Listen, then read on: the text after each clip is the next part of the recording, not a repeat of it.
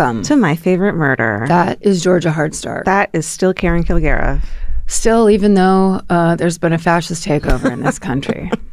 Guys, remember when we recorded on a Monday and we were like, don't let us down, everyone, and like tell us in the future if we had nothing to be worried about. Remember when we tried to control the future? Yeah. Anyway. Here we are. Here we are in this fucking position again. Yeah. Excuse my language. No, it's perfectly appropriate. I kind of don't know what to do. Like, I kind of am like, oh, and just like go on with the show normal, like? Well, we do in the way that this is what we know how much it helped the first fucking time we did this. For who? For us or for the listeners? Well, it's about them. Yeah. Yeah. Definitely. We're here in the service industry. Yeah, we are. Trying to make a difference. I feel like I didn't do enough. Last time? No, this time. Oh, yeah, I think that's... how everyone feels. That's the given, right? Yeah, but I don't think we could have changed that much anyway. It's hard to say. Yeah. But yes, I totally know that feeling. I mean... It comes with the like helplessness and the frustration. And look, we got a little bit of time, but then everybody needs to fucking take the gloves off and get ready. It's 1938, and you guys, we need to get it together now. I'm sorry to say it, but there's a lot of people saying some great shit on TikTok that is really helping me. It's great. And it's just basically like, let's start planning, read these books, do these things. I think that the point that I find that people are making over and over is we've done this already, so we kind of know what's coming. Yeah. Doom and gloom, you get to do it for a little while, block out some time, doom and gloom it up, and then start making plans. Yeah. Then start reaching out and making community. Activate. Yeah. Our newsletter this week is actually really good. I don't think I've ever bragged about the newsletter. It's amazing. Alison Agosti, thank you for being she's our incredible copywriter. Yeah. And she put it together in a way that's very, like, how do you put a newsletter out for a podcast this fucking week? Hey guys. Hey everyone. Oh, some promotion. Check out the merch store. And instead it's like, hey guys, here's some links that you might want to go to. So very impressive. When I read it, I kind of cried a little. I was like, thank you. Yeah. Thank you. Because that's what we got to do. We'll do it. You and I will what's the word? Donate $10,000 to the ACLU? Absolutely, yes. Okay, great. What's the word, though, when we all... Unite. Yeah, but the something defy. I know what you're talking about. Starts with a G. Yeah. Galvanize. Galvanize. We're going to do it. This is just a not talking right podcast. This moment. It's a talking podcast, and we're not good at it. Or together we're fine. Together we're one person. That's right. That's the way it You know works. what I mean? I have half of the word, and you have the other half. Like, what the fuck is the problem? Those fucking Nick Terry MFM animateds come up on my TikTok feed now. They do? And I'm like, am I one of those people that has drank my own bathwater? Because these are delightful. They are. And they're very fun. They are. They're really good. Nick Terry will never be able to thank you enough for joining this family and making the funniest thing. Yeah, MFM animated. If you were not watching and following, my dad's watching and following. He's always telling me about how much he loves them. Hey, Marty! I think you voted wrong, but I'm not going to ask you. Hey. Because I still need to love you. Oh, it's tough. I mean, there are people that are like, they're going through parent breakups. Yeah. They're going through family breakups. Yeah. Like, I have dire. to see my mom tomorrow. I'm really nervous about it, but... Yeah. Well... Here's the thing you're good at, fighting with Janet. I'm so good at it. It's not like you're going to lose that improv. You've done it. You know the words to that song. I called my dad because I wasn't sure. I was just like, I'm going to call my dad just to check in on him. Mm-hmm. But then I was like, I kind of can't deal with it if my dad's bummed. Because, it's Jim. Yeah. Of course, he was Jim. And I said, Dad, what the hell? What are we going to do? And he goes, what the hell? I don't know. We're going to sally forth. We're going to sally forth. That's Jim's plan. I have not heard that term in decades. Yeah. Sally forth. I did send Nora a text where I was just kind of like, hey, look, I know this is scary, but your great-grandmother came here to this country when she was 17 with her two sisters. She didn't know anybody. To escape the black and tans. Yeah. And they built a family, and that's what we're made of, and that's how we do it. That's right. That's the stock you're made of. Here we go. Good for you. And that's the stock that all of the fucking immigrants in America are made of. Yeah. So instead of trying to get rid of them, how about we all look to them because they have been through some real fucking shit. More shit than the non-fucking immigrants in a lot of fucking cases. Like, what the fuck? Why are we're all human fucking beings. It doesn't, like, that's the class and the race that we should be thinking about, not this really fucking narrow, specific, weird, incestuous fucking thing. It's dividing. Yeah. The intention is to divide us all. Right. The intention is to divide. Sally Forth. It's a great roller derby name. Oh my God. Does it exist? It must. It has to. It must. Does she listen? Can you, Sally Forth, if you're a roller derby queen and fucking shout us out, Marfa, Texas or whatever, will you let us know? There used to be a comic strip called Sally Forth. Oh. It was one of those ones that wasn't necessarily funny or not funny. Right. I would always read it and go, what are we doing here? Is it a drama? But maybe I need to relook at that and see.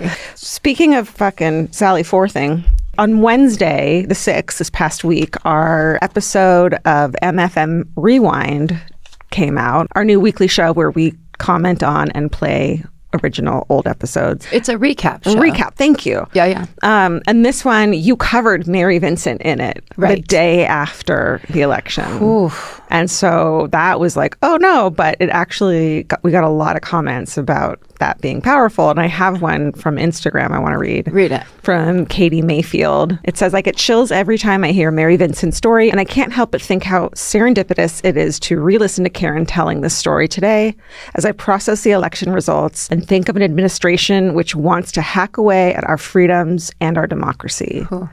The despair I feel today cannot compare to what Mary Vincent must have felt at the bottom of that ravine. And yet she packed those wounds and climbed out. Hell yeah. And she's built a beautiful life. Mary, you are triumphant. Thank you for showing us what's possible. Incredible. Someone just wrote that as a comment? Yeah. Who? Say the name again? Her name is Katie, Kati Mayfield. Incredible work, Katie. Thank you. Look, these are some times. And it's true. We gotta, focus on what we can focus on, one next step after next step, and focus on Mary Vincent. All right. Do you have one you want, or not really?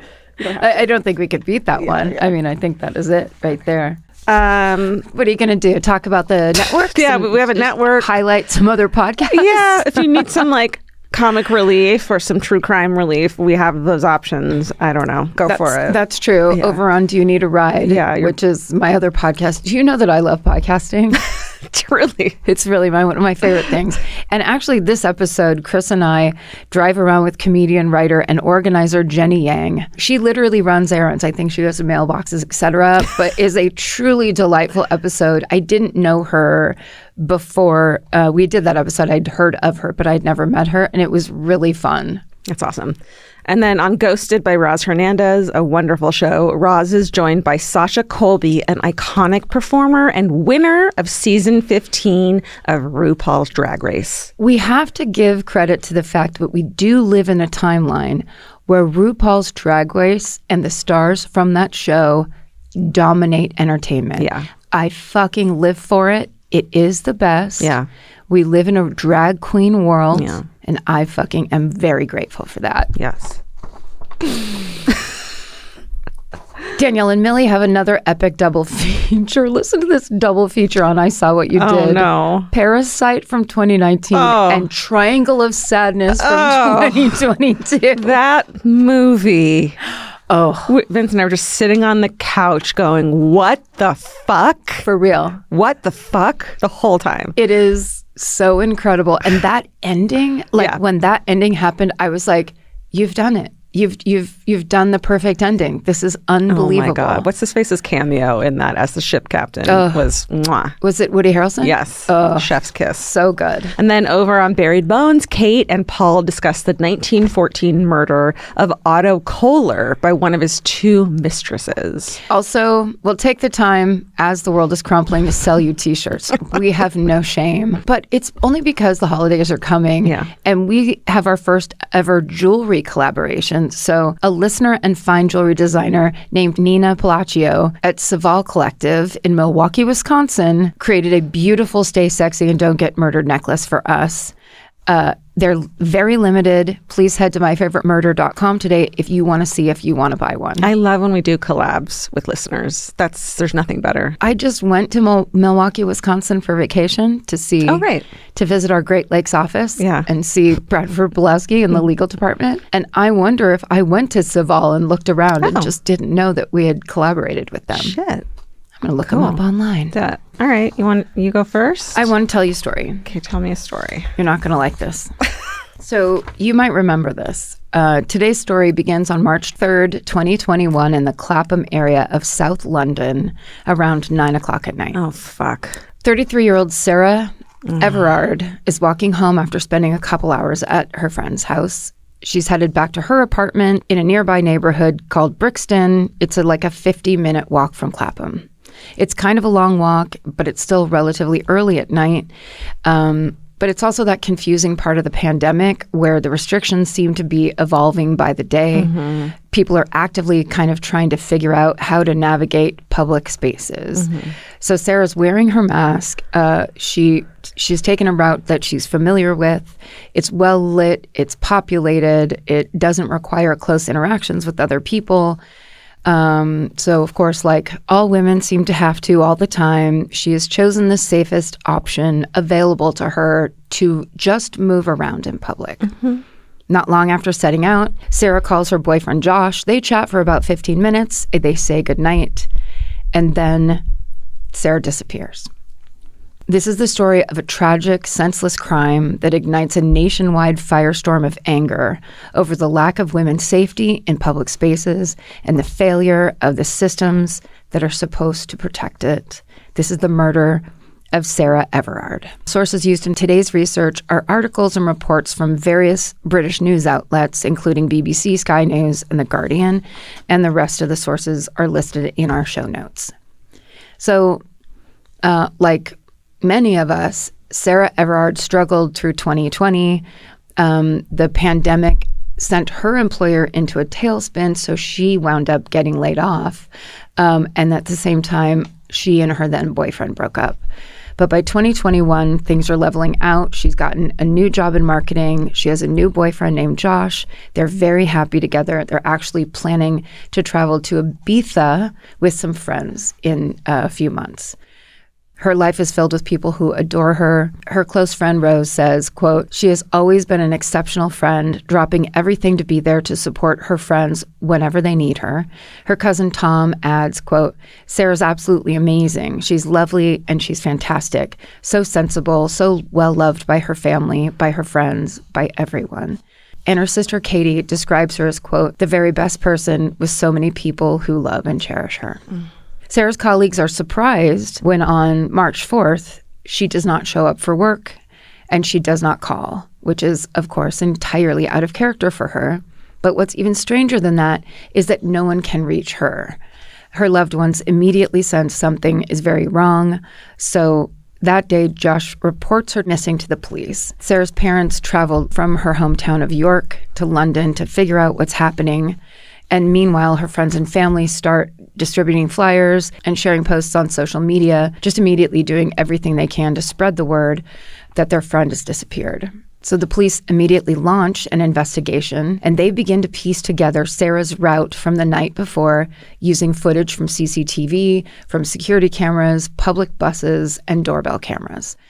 So before long, they have around 1,800 hours of footage to comb through. Mm. So they're also going door to door to ask residents if they remember seeing anyone fitting Sarah's description. And before long, police have pieced together this timeline. Sarah left her friend's house around 9 p.m. 13 minutes later at 9:13, she calls her boyfriend Josh. They speak until around 9:27. And while she's on the phone, Sarah is captured by two different CCTV cameras as she walks. At 9:34 p.m., less than 10 minutes after she gets off the phone, Sarah is spotted again, this time by a camera on a city bus as it passes by. And now she's not alone. It's hard to make out the details, so Sarah and another person kind of just look like blobs in this grainy footage, but the other person looks larger and taller than her. And in this footage, Sarah and the stranger seem to be facing one another. They're standing by a white car that's pulled over with its hazards on, and the stranger is holding something up as if they're presenting it to her. A few minutes later, at 9:38 p.m., another bus passes by. The camera on this one captures that same white car, but now Sarah and the person are no longer standing there. Instead, the car's 2 front doors are open. About a minute later, the white car is seen driving away. So as investigators piece Sarah's evening together, they also put out a call to any Londoners who might have seen her interacting with this stranger. And 2 witnesses, who are a couple, come forward, claiming to have seen Sarah being handcuffed on the street. They figured she was being arrested by an undercover cop. So this is a solid lead, but because it's a missing persons case, time is of the essence, of course, so people have to figure out who that second person is, and fast. Fortunately, the buses that captured footage of Sarah are also outfitted with technology that automatically reads the license plates of passing vehicles. Wow. So it doesn't take long for police to suss out where the white car came from. It's a rental car from Dover, England, which is like about 80 miles southeast of London. When police follow up with the rental car agency, they learn that this white car was rented on the night of March 3rd, and that the customer who rented it under his real name, which made it very easy for police to find him, and he is now the prime suspect in Sarah Everard's disappearance. This person's name is Wayne Cousins, and he's a police officer. Wayne Cousins is 48 years old, and he lives with his wife and children in a town called Deal, which is 80 miles from the center of London, in the county of Kent. And that's just north of Dover, where that car was rented. Cousins has spent the last several years working in law enforcement. He's bounced from department to department while undergoing the requisite background checks to varying results. Back in the 2000s, for example, Cousins starts out as essentially a volunteer officer called a special constable with the Kent Police. Then in 2008, he applies for a formal position with the same department, but the routine background check comes back with an odd red flag. Cousins has a lot of personal debt. So this is considered a risk factor because of bribery and corruption. So he doesn't get the job. But he is still allowed to continue his volunteer post. 2 years later, in 2010, he applies for a full-time role with the Civil Nuclear Constabulary, or the CNC, which is a specialized police force tasked with protecting nuclear sites across England. Whoa. Yeah. So he's vetted once again by an entirely different team, and his debt issues are flagged for a second time, yet he's still hired for this position. Of course, having debt is not uncommon, and it's not particularly nefarious, but there will be many more very big red flags. For example, while employed with the CNC, Cousins reportedly has a habit of making the women around him so uncomfortable that his colleagues give him the nickname the rapist. I'm sorry. If you're called that once... That's not a nickname. No. You get to be called multiple times and keep your fucking job. No. Well, it feels like a behind his back nickname, but then it is that kind of thing of like, when do you get bad vibes to the point where you have to talk about it to somebody? Totally. I mean, that's extreme. Yeah.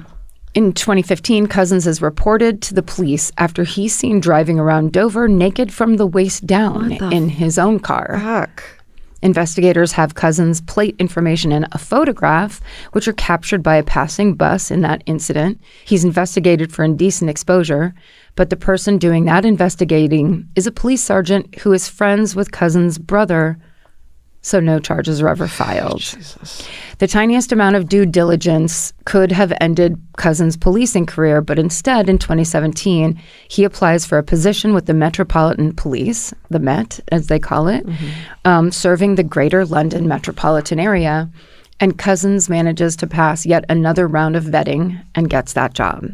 But now that he's been identified in this footage with Sarah Everard, Cousins is finally starting to sweat. At first, when investigators question him about Sarah's disappearance, he remains silent. And then he suddenly just completely changes course. He claims that he's in serious trouble with an Eastern European gang, and he racked up debts after visiting a gang-affiliated sex worker. but he doesn't have the money to pay them back. So he claims that these gangsters ordered him to kidnap a woman so that they could eventually sex traffic her. Jesus. He claims that if he failed to do so, this gang would come after his family, and that's the reason that he kidnapped Sarah.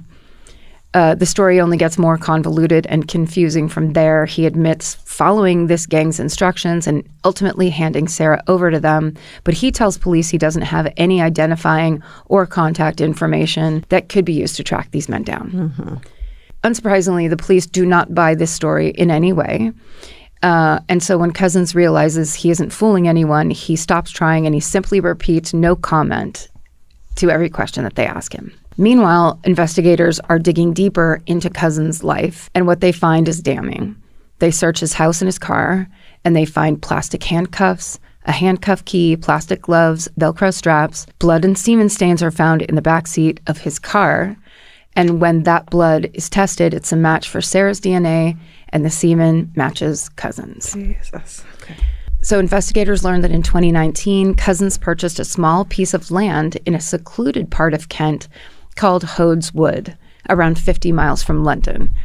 Cousins' cell phone pings in the area the night Sarah goes missing, and so officers start combing those woods. Then on March 10th, a full week after Sarah is last seen in London, her remains are found in Houdes Wood. Her body's been badly burned and placed in bags and put into a nearby pond. Her phone is also eventually found by police in a river roughly 30 miles away. So investigators try to theorize what happened on the night of March 3rd when she went missing, and the kind of time frame and the story they come up with, which is that earlier in the day, Cousins rents a car in Dover, 10 miles from his home in Deal. He drives his car to London. He sees Sarah walking alone. It's believed that he then stops Sarah, pretending to be an undercover cop. He seems to have put a lot of thought into this kind of scheme. He actually specifically rented a car that looks like an undercover cop car. Right. In the footage, Sarah appears deferential, her head's down, as if she's being confronted by an authority figure. Mm-hmm. Cousins is also seen presenting something to Sarah. People are assuming it's his badge. Yeah. Because he's a cop. Right. As far as what Cousins might have been telling Sarah, the most prominent theory is that he was citing COVID rules to her, possibly name-checking actual ordinances or maybe making them up. But he likely convinced her that she'd done something wrong and he was now placing her under arrest. Yeah, that's so terrifying. Yeah. In any case, Sarah gets into Cousins' rental car and almost certainly assumes she's going to be taken to a nearby police station. Yeah. But instead, she's driven 50 miles out of town. Cousins ditches his rental car and then forces Sarah into his own vehicle that he has left in a specific spot earlier that day. So he's planned this to the point where he's changing cars. Yeah. He then drives her to the property in Houdes Wood, rapes, and strangles her to death. Hours later, at 8:15 a.m., Cousins stops at a coffee shop and then returns to the rental car at 8:30. He then drives out of town to throw Sarah's phone into the river. Around 2 p.m., he's captured on CCTV footage buying 2 huge bags, the kind that they use to carry debris on construction sites, and they're the same ones that her remains will be found in later. So to give himself time to dispose of Sarah's body, Cousins calls out of work. He cites exhaustion and emotional stress, and then he calls his wife and lies, telling her that he is at work. He's got a wife and kids. It's so disturbing. It's so disturbing, yeah. So around 11 a.m. the next day, March 5th, he's spotted buying gasoline. And that afternoon, residents near Houdes Wood report seeing a large orange and yellow flame. Fuck. So then on March 7th, just days after he murders Sarah, Cousins inexplicably brings his wife and children to Houdes Wood. What? Mm-hmm. That's psychotic. It is kind of like right in the definition. Yeah. So 2 days later on March 9th, Cousins, who's probably sensing the walls closing in on him, wipes his phone of all data. Mm-hmm. He is arrested hours later. So this is an enormous amount of evidence against Cousins, both physical and circumstantial. It's so overwhelming that in June of 2021, he actually pleads guilty to Sarah's kidnapping and rape, and then a few weeks later, he admits to murdering her. Because Cousins pleads guilty to these charges, he is never brought to trial, meaning that Sarah's family doesn't have to experience the media blitz and the traumatic testimony that often accompanies these horrible cases. But Sarah's loved ones will have a chance to confront him during his sentencing hearing. And that takes place in September of 2021. As Sarah's loved ones share victim impact statements, they repeatedly ask Cousins to look them in the eye, but like a true coward, he can't. Fuck. These statements are heartbreaking, and they drive home the senselessness and the brutality of Sarah's murder, along with the pain felt by all of them, all of her family and loved ones who miss her so dearly. Her father, Jeremy, says, quote, "Mr. Cousins, please will you look at me? The impact of what you have done will never end. The horrendous murder of my daughter, Sarah, is in my mind all the time and will be for the rest of my life. She was saving to buy a house and looking forward to marriage and children. We were looking forward to having grandchildren. We loved being a part of Sarah's world, and we expected her to have a full and happy life. The closest we can get to her now is to visit her grave every day." Oh my God. Cousins is ultimately handed a whole life sentence, which is very rare. It's reserved for the UK's most violent offenders, and it means that he'll spend the rest of his life in prison with no chance of parole. So, of course, this sentencing does nothing to ease the pain of Sarah's loved ones or to restore the faith the British public would have had in their systems, especially British women. Yeah. People are completely outraged that a man like Wayne Cousins was able to rise to a position of power and then abuse it in such a horrific way. And there were so many instances where Cousins should have lost his job. Talked about some of them already, but there are more. In fact, just days before Sarah's murder, Cousins exposed himself to 2 different women that were working at the drive-thru at McDonald's in Kent. These were 2 separate instances. Fuck. So this is a sexual predator who can no longer control himself. Yeah. Just driving around town. Yeah. And doesn't have to worry about it because he's not going to get reprimanded in any way. Seems like he never has been. Yeah. His license plate was clearly captured by the restaurant's CCTV footage and was passed along to the Metropolitan Police. Again, his employer at the time, they did not investigate further. After Sarah's death, the Met promises to do better. Oh my God. Tell me someone got fucking in trouble for not... Their initial response, their initial response makes things worse. One of the largest demonstrations held after Sarah's death takes place at Clapham Common, a park near where she was last seen. Thousands of people gather for a peaceful vigil to honor Sarah's memory and duly raise awareness about violence against women. But the police, citing COVID restrictions, forcefully break up the event. Images of women being restrained and arrested are circulated throughout the media, adding to the fury and frustration of what the people are already feeling. Jesus. So an enormous social media movement begins online, with British women sharing their own stories of being violated in public spaces. The same month that Sarah's killed, a report is released by UN Women, which is the arm of the UN that deals with gender equality and women's empowerment, and it finds that more than 70% of British women have been sexually harassed in public. Sarah Everard's case is horrific, heartbreaking, and perhaps the most notorious murder of a British woman in a public space that's happened in recent years. But this case is not the only one. There's another one from 2020 involving the murders of 27-year-old Nicole Smallman and her 46-year-old sister, Biba Henry, who were killed by a man they did not know in a London park in a random attack. That crime in and of itself is terrible, but it reached a horrifying level of notoriety after the 2 responding police officers took selfies with the women's bodies, circulated them in a WhatsApp group, and described them as, quote, dead birds. Oh my God. What? There's no bottom. No. There's also the case of 28-year-old Sabina Nessa. In September of 2021, Sabina, who is a beloved school teacher, was murdered by a stranger, a male stranger, in a sexually motivated attack. She was on her way to meet up with a friend, and she was passing through a London park. And both of these cases happened to women of color, which is why most people say these deaths did not receive as much media attention as Sarah's. Right. But they're all shocking, senseless murders that are being perpetrated by or handled so callously by the police that it really shows how much danger women are in on a regular basis. Yeah.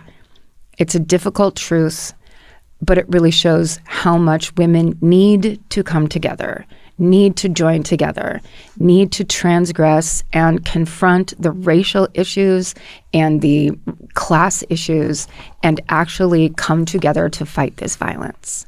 I mean, what do you do when, like, your very own life is not taken seriously by the people who are paid via taxes to protect it? I mean, paid in this city billions of dollars. Right. Like, what do you even where do you even start? You just have to rely on each other to try to be loud. Yes. To be as loud as possible. Yeah. Yeah. We'll end this with Sarah's mother, Susan's impact statement. Okay. I yearn for her. I remember all the lovely things about her. She was caring. She was funny. She was clever. But she was good at practical things, too. She was a beautiful dancer. She was a wonderful daughter. She was always there to listen, to advise, or simply to share with the minutiae of the day. And she was also a strongly principled young woman who knew right from wrong and who lived by those values. She was a good person. She had a purpose to her life. What I do know is that Sarah will never be forgotten and is remembered with boundless love.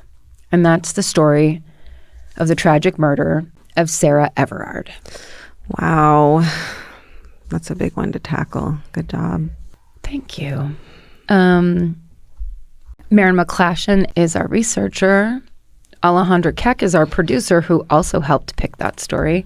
Yeah. And what's crazy is the day after the election, I called Maren. It was like 8 a.m. I was like, hey, what do you think if we just read out like Project 2025 and we just go over all the plans of what's about to happen and what's about to happen to women? And Maren's like, yeah, sounds cool, and just starts getting into it immediately. And then I get to work and Alejandra's like, hey, yeah, so you actually have a really good story. Yeah, I think you should do the story you have. And I'm like, okay, sounds good. Because I was like, I'm just making shit up. Right. It feels like something big needs to be done. Yeah, that is it. Well, that's just it.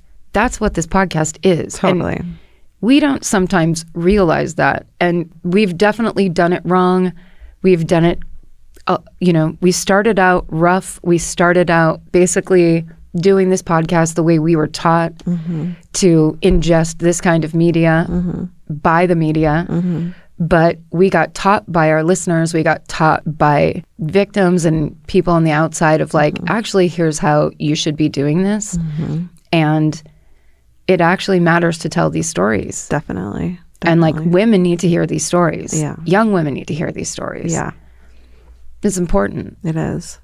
Well, this story just couldn't be further from your story. Okay. Which is okay. That's how we do this now. True. Are we going to get the bends? It's so extremely different? Okay. Yes. You know why? Why? Because we're hanging out with the mafia now. Okay. Like classic mafia, classic, all of it. Can you sing the opening theme song to The Sopranos while you start? The Love Boat. Oh, no, that's a different one. This story is like what the movie Goodfellas was based off of. Oh, yes. Henry Hill? Yes. Nice. So I'm going to tell you the story of the Lufthansa heist. And I've seen Goodfellas, but I forgot that that's what this is about. I did too. Yeah. So the movie Goodfellas is based off the book by Nicholas Pileggi. But what I know better and know and love so much more and like has a special place in my heart is a different movie that was lightly based off of this story. And that story was written by Pileggi's wife, whose name was Nora Ephron. Oh. And she wrote the fucking 1990 classic My Blue Heaven, which was literally one of my favorite fucking movies growing up. I still quote it sometimes. Like, if you know, you know. So this is the story of one of the largest cash robberies in American history and possibly the best known mafia crime, the story of the Lufthansa Heist. Beautiful. So let's just go in a totally different direction.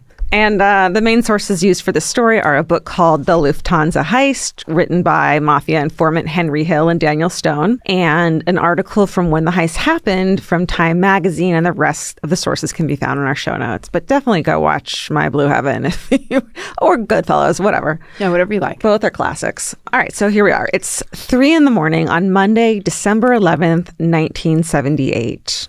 A great year. Mm-hmm. And a stolen black Ford van is driving the perimeter of JFK Airport in Queens, New York. It pulls to the side, not by the passenger area where you'd like pick up and drop off passengers, but by a cluster of cargo terminals. 3 men hop out and use bolt cutters to cut the chain and open a gate in the chain link fence separating the road from the terminals. So already... Here we go. Yeah. They get back in the car and drive toward a ramp that leads to the loading dock at the cargo terminal for the German airline Lufthansa. There, a Lufthansa employee named Carrie Whalen, who is driving a truck around the terminal, spots them. And as Carrie gets close to the passenger side door, one of the men gets out of that van and pistol whips him. And then those men drag Carrie into the van, they lie him down on the floor, and then proceed up the ramp. Mm-hmm. Once they are at the top of the ramp, the men put on masks, and they are met with 3 other masked thieves who have somehow already gained entry into the building. It's not clear how. So these 6 thieves have met up at the exact moment when all of the employees in the cargo terminal are taking their coffee break. So sounds timed, doesn't it? Like yes. They had insider info, doesn't it? They knew when to do it. That's right. They round up all these poor fucking employees who are just trying to have a coffee break and get through their fucking airport job. Night shift. It's 3 a.m. They're just trying to get through their day, night, whatever. It's like that thing when you have to work at night, and so you have to drink coffee and you feel kind of like hollow, but you're rattling. Yeah. And you're just kind of like, how am I going to do this? Everything's a little dreamlike and woozy. And then when you get off at like 7 a.m., by that time, you're like, forget it. Now I have energy. Yeah. And you can't sleep. What are you going to sleep till 2? And then what? They round up all the employees, these poor employees, and handcuff all of them. They happen to have brought the exact amount of handcuffs needed for the job. They didn't just happen by. No, they didn't. Then they pick out the manager. They find the manager, hold a gun to his head, and bring him to the terminal's high security vault. They drive the van right up to the vault, and then threatening to kill this poor manager, they get him to open the vault, and they load the vault's contents into the van. What's in the vault, you ask? Nondescript boxes. There's a ton of them, and it takes them 45 minutes to load all of those into the stolen black van. These boxes have arrived on a plane from Germany on Friday. What's that? Germany. The boxes had been scheduled to be transferred to Chase Manhattan Bank first thing the morning when they arrived, but they had been stalled and had stayed over the weekend instead, these boxes. And the boxes, everyone knows, contain cash and jewelry. It's like a known thing, but nobody knows how much. So the van is loaded up. The thieves take the security tapes, which they know the location of, another insider info, and they drive away. End of the robbery. It's 4:20 a.m. at this point, and the employees are instructed not to call the police until 4:30, which they comply with. And at some point, Carrie Whalen, the man who got pistol whipped, is let out of the van, and no one's been killed. He's the only person who had been injured at all, and he ends up being okay. Good. So right away, investigators are like, hi, inside job. They're fucking totally aware of it. And so the Lufthansa employees are able to tell the police that all 6 of them had, quote, strong Brooklyn accents, which is like, hey. The police are right that the thieves had someone helping them on the inside. A man named Louis Werner is a supervising shipping clerk at the Lufthansa cargo terminal at the airport. And he, unfortunately, it turns out, is a gambler, and he owes $20,000 to a man named Martin Krugman. I don't want to be judgmental, but it sounds like Louis is a little bit of a nerd. Which part? Because he's a supervising shipping clerk? Yeah, and he's kind of like, it's probably the guy no one would expect. So right. They're just like, they're like, hey, Louis. How you know what you're going to do. Right. That nobody's ever going to think you would ever do. Right. He's all nervous. I'm probably getting that from the movie. Right. Totally. But $20,000 is a fucking lot of money. In 1978? 1978. That's a ton of money now that you owe someone. Like, yes. God, but guess how much it is in today's money? Is it $300,000? It's $100,000. I know. I always go way over. So the guy he owes money to, Martin Krugman, is a wig salesman. Oh, that's so innocent, right? No. He's also an associate of certain mobsters named Henry Hill and Jimmy Burke. They are both associated with the Lucchese crime family. Sorry, wig salesman, like, come on in, everybody. We got bobs. We got long hair. Like, yeah, I think so. Okay. Like back then when they had like wig shops. Yeah. But like he's in with the mob though. Yeah. You know so what I he mean? actually doesn't know anything about wigs. Probably not. I mean, like, what do you have to know about them? Put them on. Yeah, just pull it on. Yeah. Try to pull it back a little so it looks normal. Right. Now we're into Goodfellas because this Henry Hill fellow is played by Ray Liotta. R.I.P. Mm-hmm. And Jimmy Burke, this guy, is played by Robert De Niro. So like that's how important they were, is they're played by two of the most like classic actors. Big deal guys. Big deal guys. So Louis Werner's situation, owing all that money, is not good, clearly. When gamblers can't pay Martin, the wig salesman, he sicks his enforcers on them. His enforcer goes by the name Spiky. Just immediately bad. Or it's one of those like opposite nicknames where he's like real round and fat. It's the opposite of a spike.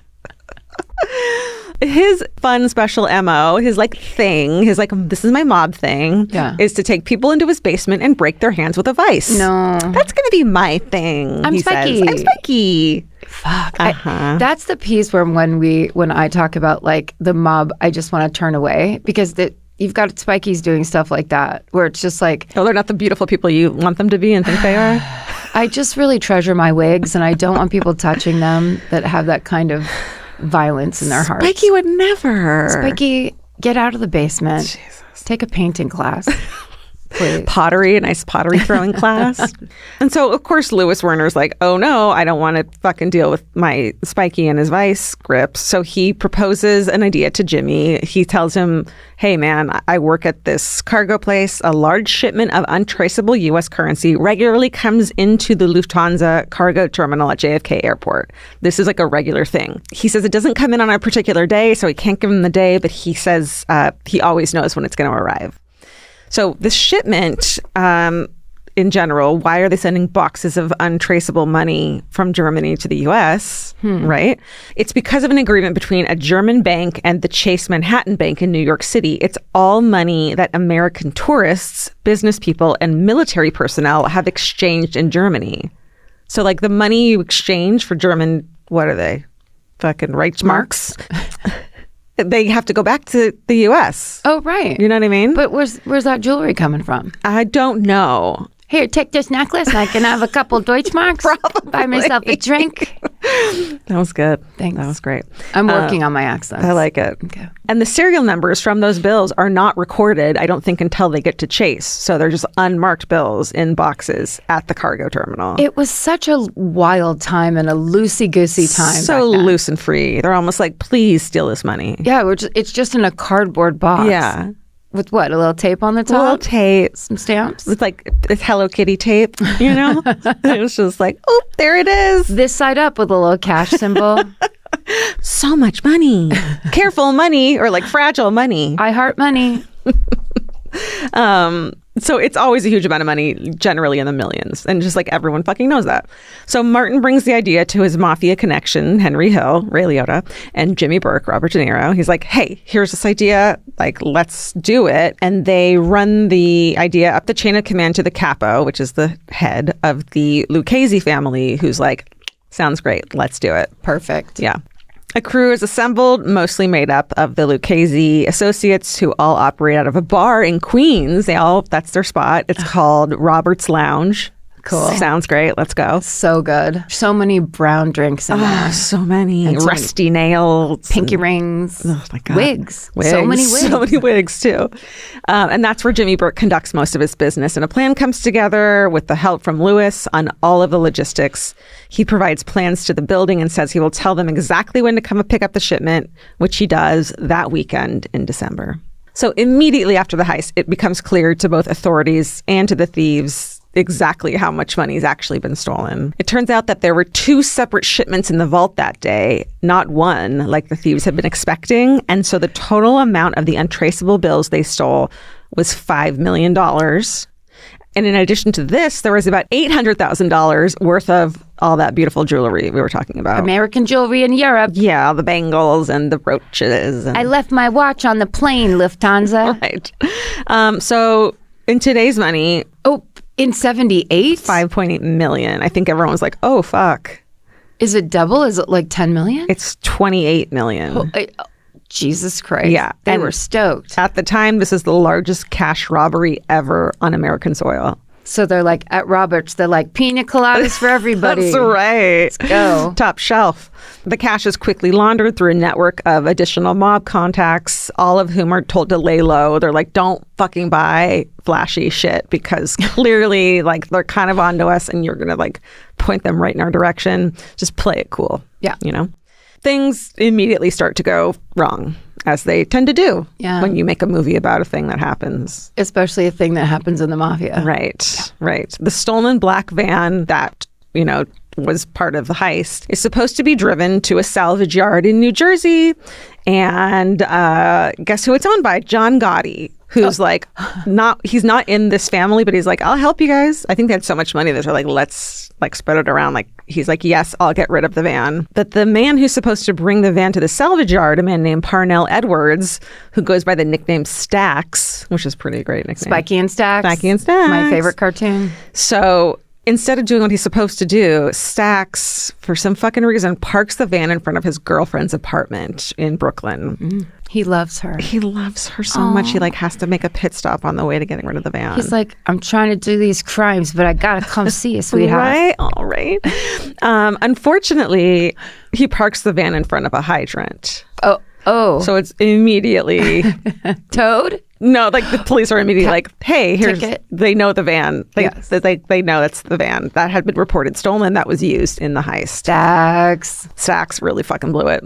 And also then Carrie Whalen's wallet is found inside the van. Carrie Whalen sounds like the name of a girl I would have gone to high school with. It's like, that does not sound like a mafia name at all. It's Kerry. Is that Irish?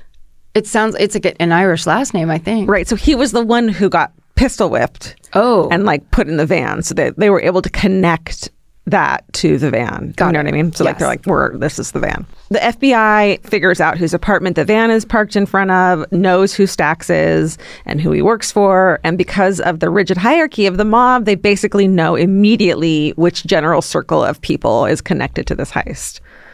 You know? Yeah. At the same time, investigators want to find out who the person was on the inside at Lufthansa who orchestrated the heist. Like, because he's maybe the worst one. Maybe. Right? They first focus on a Lufthansa employee named Peter Grinwald. And Peter had actually in the past conspired with Louis Werner to plan this exact kind of heist.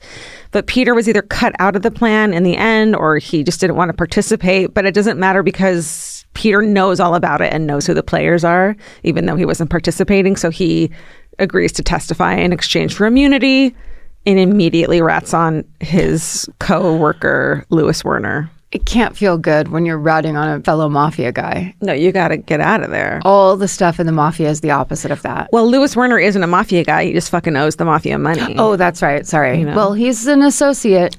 And And by association, you're an associate. You hang around a barbershop, you're going to get a haircut. I love that. I didn't make it up. It sounds like an old Irish thing. Okay. So Lewis is arrested, charged, found guilty. He's sentenced to 15 years in prison, all within the first half of 1979. Ultimately, though, he's the only person who was ever convicted in connection with the Lufthansa heist. Oh. Interestingly. And you're like, oh, why aren't more people prosecuted for that? Well, because people start to die. people start to get whacked. Oh. Yeah. Mostly at the order of Jimmy Burke. So the first to fall is Stacks. No, I mean, we lost Stacks. He fucked up so bad. He really did. Like, that was kind of a given, you know? My boyfriend Stacks died. Yeah. He's found in an apartment in Ozone Park, Queens, having been shot in the head on December 18th, just a week after the heist, and he had to know it was coming. Yeah. Like, he fucked up real bad. Although if they shot him from behind, it might have been a Sopranos situation where it was just over. But he had to know that it was coming. Yes. Because he fucked up. You know what I mean? Yes. He was out in Ozone Park because he knew it was coming. Yeah. He's like, I'm going to get my hand in a vice grip and then I'm fucking dead. Yeah. Next to go is Martin Krugman, the wig salesman. Poor Marty. Part of the problem is that Martin also owes money to loan sharks. He's not just a loan shark himself. He owes money to them. And he's so anxious to get his cut from the heist, which is supposed to be like $500,000, that he keeps going to Robert's Lounge and bugging Jimmy Burke for his cut, which is like, you just don't want to do that. No. It's like that's Mob 101. I feel like that's in the movie. Or there's something in the movie where it's like, yeah, there's a guy that comes to the bar and just keeps nagging. Yes. Yeah. I haven't seen it in a long time. Great fucking movie. Such a good movie. Double feature. Fucking Goodfellas, and I'm just going to keep pushing my blue heaven. It's really a gem, and I feel like it's not given enough credit. Do it. Okay, by early January, Martin goes missing, and his body's never found. Another member of the crew named Tommy DeSimone, who's played by Joe Pesci, hey, classic, he gets killed by members of the Gotti crew as vengeance for a different killing, not even directly related to the Lufthansa heist, but the heist probably did set the events in motion that led to it, so it is connected. It's all connected in the mob. Then another member of the crew named Louis Scafora, whose nickname, it's a deli meat. It's a head cheese, Louis Head Cheese Gamora. Nickname is roast beef. No. Who would have gotten that? Okay. It's so simple. I know. And delicious. Roast beef. Hey, roast beef. This guy goes and buys his wife a custom pink Cadillac right away. Fool. With his share of the money. You put a Mary Kay sticker on the back, then no one's the wiser. That's true, but he didn't do that. It No, was like, they told you not to buy flashy shit, and you buy a pink Cadillac. You buy the flashiest shit. Right. You know, my second cousin wrote the song Pink Cadillac. What? Yeah. What? Yeah. We've been doing this podcast for 8.5 years, and you've never bragged about that? I'm trying to make sure that that's right. I'm fact checking that in my mind. And is it the Bruce Springsteen song, Pink Cadillac? No, wasn't it? Yeah, but who else sang it? Aretha Franklin? There you go. He wrote that. Okay. From the Bay Area. Maybe you knew him. Oh, yeah, I did. I was very good friends with him. Okay. I loved his music. So Louis and his wife, they disappear. Their bodies are never found. Mm-hmm. The wife, too. So that's sad. Bummer, yeah. Then 2 other members of the crew who were likely directly involved in the heist because they actually worked at JFK for Air France's cargo terminal were found dead in the same car, both of them shot in the head. So, like, everyone's taken out at this point, which I kind of remember that part in Goodfellas. Yes, where the killings start and it's just like... boom, boom, boom. Yeah. It's like a montage of hits. Yeah. And so while all this is going on, Henry Hill, our friend, what's his name? Ray Liotta, who first brought the idea of the heist to Jimmy Burke, is starting to worry a little bit.